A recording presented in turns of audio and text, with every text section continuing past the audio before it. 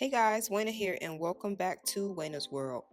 So in today's video, I'm going to show you guys some things that I've done to transform my small kitchen. So if you're interested in knowing what I'm doing, then keep watching.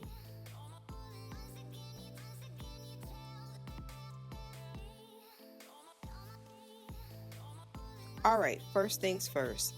I needed to lighten things up in my kitchen because it is very dark in certain places. So I'm going to go with those trusty motion sensor lights that I keep talking about. So all you do is just stick it right up there and voila, you have a motion sensor light underneath your cabinets. And I also added the lights inside of my pantry because it is very dark in there. And if you guys haven't seen my pantry makeover video, I will link that in the description box down below. Well, this was the last piece that I needed for this pantry. Once I added the lights, it just looks so good next to the glass. And when I go in there to grab something, the lights automatically come on and it's just super convenient.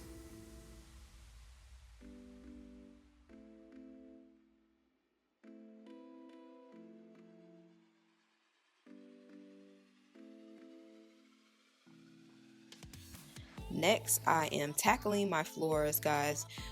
Please don't judge me, but you know what? If you do, I kind of deserve it because when I moved in, the grout lines were like not white. They were all equally dark, and I just assumed that that's how they look, but no, that was dirt, guys. So I took a bottle of the Works. You can get that from the Dollar Tree, and I have a grout brush.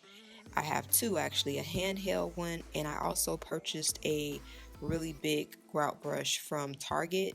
It's really nice. You don't have to get on your hands and knees, but just a little bit of the Works and a little bit of elbow grease and my floors look like new. It's actually scary how much dirt was on the floor between my grout lines.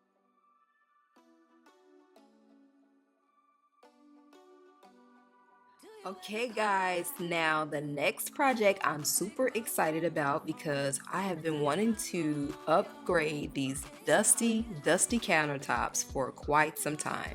And I found this contact paper on Amazon that I have used before, but I found it in a countertop size. The actual dimensions are 4 feet by 6.5 feet, and so there's no cutting and pasting in the middle of the countertop. The entire sheet covers the countertop. So this particular contact paper was $44.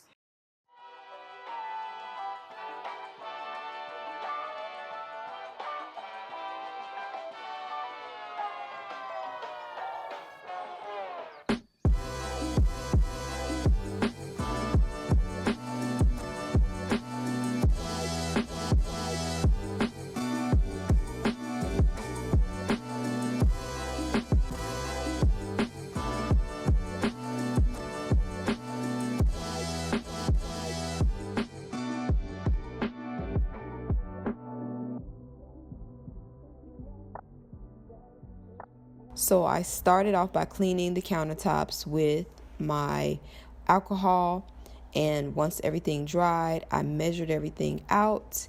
And what I like about the contact paper is that there's lines on the back so you can cut it very neatly. So I just started cutting everything out and lining everything up. And once I got my layout of how I wanted everything to look, I peeled back maybe 2 to 3 inches at a time, and then I started to stick it down to the countertop. So the nice thing about this contact paper is that it is very reusable. So if you stick it down in the wrong place, you just literally pull it back up and try it again. But I find that if you do the right measuring up front, then you don't run into any problems. And don't pull off too much of the backing at once because that's how you get the air bubbles. So I'm using my smoother that I purchased, and I used the smoother in my wallpaper video. If you guys haven't got a chance to see how my textured faux white brick wallpaper came out from Target, then I'll link that video in the description box below also. So the scraper is also good for lining up against the sink that you're going to come in contact with, and you just line it up and you use your utility knife to kind of cut around it to give it that seamless look. And I actually went back in with some silicone caulk just to make everything look that much better.